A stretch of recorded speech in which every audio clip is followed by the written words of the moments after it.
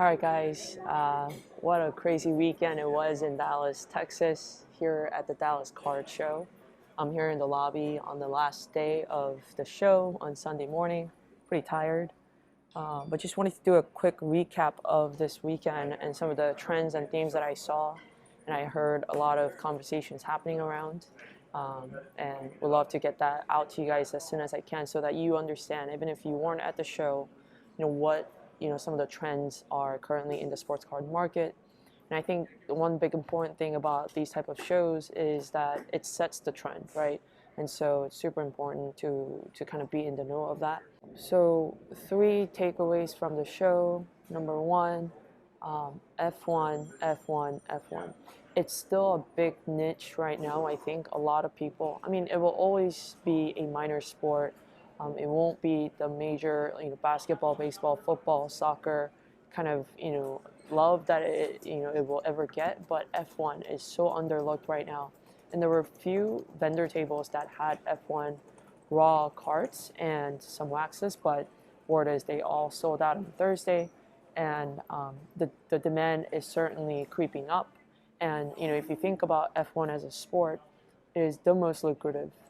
It is highly sought after by the richest people in the world, as you can imagine. I think there is a race currently happening in Monaco that, like, think of anyone famous, they're all there watching if they're available. I think Serena Williams is there watching. So yeah, like if tennis blew up, why can't F1 blow up? And I'm very bullish on F1, and I could see that by the vendors just selling out on the first day of the show. Second takeaway, make sure, if you can and if you feel safe, of course, to attend these big, whether it's state shows or national shows, because just can feel what is happening, physically, like around the market. Like, you can see what cards are moving. People are able to move cards, like, I was talking to some dealers. They buy a card for $1,500. 10 minutes later, they're flipping it for $1,700. But do that all day, right? Make that deal. I don't know, 20 of them one day. You're, making 4K just literally passing card to the other. So there's a lot of things that's happening. You can see, what cards are in demand, what players are in demand. For example, we're in Dallas right now. Last night, the Mavs beat the Clippers. A huge upset, in my opinion, on game one of the series.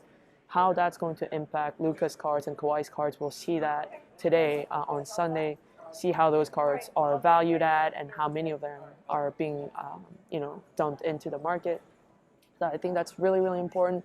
The last takeaway, guys, is, and I think you probably know this, just being in the market for it, but the third and the most important takeaway from this is there is doubt. There is a lot of skepticism in the market right now that people are not willing to put out more money than they already have invested into the market. What does that mean? People are here at the show mostly looking for trades of equal value or similar value, or if they're trying to acquire a bigger card. I don't think there's as much of, hey, I will pay everything in cash, but there's a lot more transactions with trade plus cash, etc.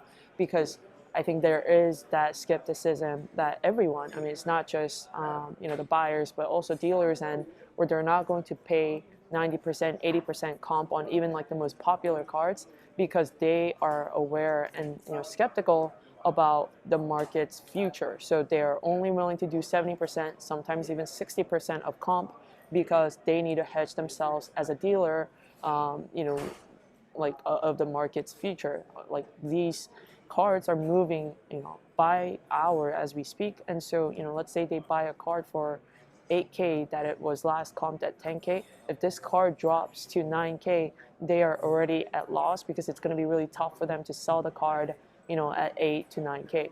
And so I've seen that, multiple accounts where the dealers are just being very upfront with me, saying that, hey, like these are amazing cards. They will sell, well if you sell them online. But right now, as a dealer, I need to hedge my risk and only can pay out a 70% comp. And I think that's very reasonable. This is their full-time line of business. I don't expect them to pay full comp. I think that's unfair.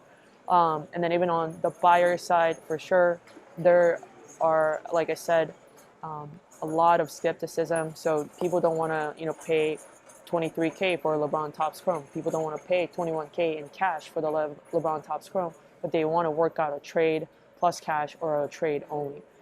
So I think the winner of this, show certainly are people who came with cash and people who have the money to spend, because they can essentially walk around and like offer 60% of comp on a card, and people are willing to sell for it if it's all cash, which is very, very interesting. And it is a risk. It is a gamble that you're taking. But I do believe that there are certain segment of the card. So for example, LeBron has flattened out, I think, completely back to pre-2021 value, at least his rookie cards. And then also football cards, I think they have certainly bottomed out. It is the bottom of the off season, and so there are certain pockets that you can definitely take advantage of. Soccer has quieted down certainly, but I think it's still up a lot for the year. So if you're looking for football cards or even some niche basketball cards for your playoff play, now is the time to get in. I highly encourage you to go to these shows to get better deals than you would on eBay. And like maybe you can do a trade in person versus giving up cash directly. So those are the 3 takeaways from this show, my first Dallas Card Show. It was super awesome. I'm gonna go check out the showroom one more time for a final walkthrough and see if there are more deals that I can make.